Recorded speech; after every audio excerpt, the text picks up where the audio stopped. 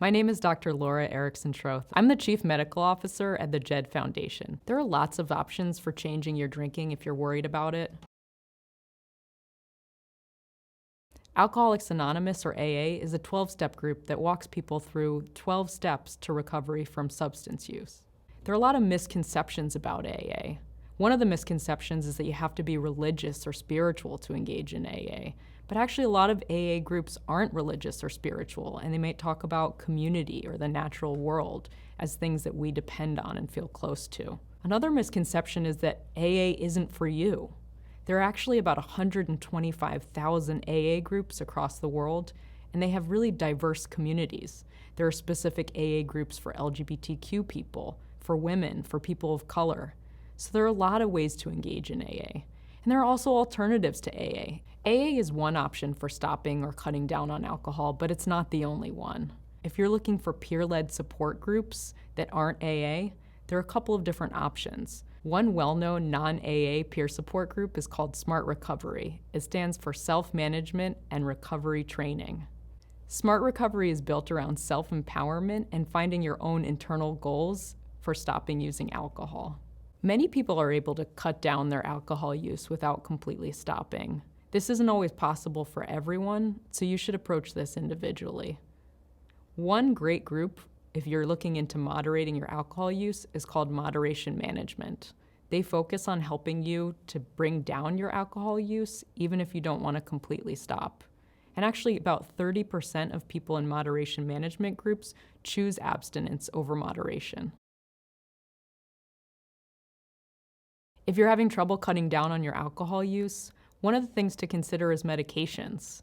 There are some medications that can help decrease the cravings from alcohol, and there are also medications that people take in the morning so that later in the day it prevents them from using alcohol because it makes them feel sick if they do.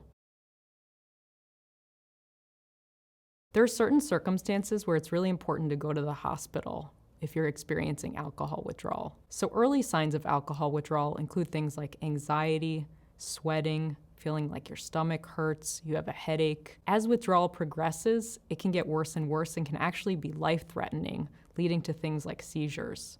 So if you notice that you're trying to cut down on your alcohol use and you have tremors, or you start hearing or seeing things, or you feel confused, it's really important to go to the emergency room and seek out treatment for your alcohol withdrawal. Once you get to the emergency room, there'll be people there to help you. They'll take your heart rate, your blood pressure, they'll check other signs for alcohol withdrawal, and they'll be able to treat you with medications that help to prevent your withdrawal. They may even hold you in the emergency room for a couple of days to help you to detox from alcohol or send you to a separate facility to continue using medications to come off of alcohol. And then if you're ready and you want to, you can go to a 28-day rehab after that so that you can stay off of alcohol.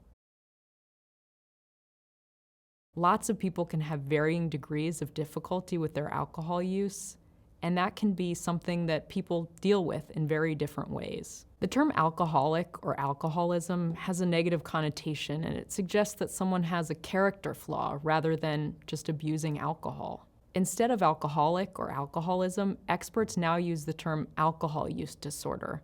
Are you drinking to escape your feelings or because it's hard to be around new people if you're not drinking? Do you end up not remembering parts of the night because you drank so much? Is your drinking affecting your job, your school, your social life, your family, or your friends, or your physical health? Cutting down or stopping alcohol use can be done in a few different ways. Some people try to do it on their own. Other people seek out AA or other peer-led groups, other individual therapies, or medications to help them with coming down off of alcohol. If you're worried about your alcohol use, there are a number of different things you can do to approach treatment. For more information, visit JED's Mental Health Resource Center at jedfoundation.org/help.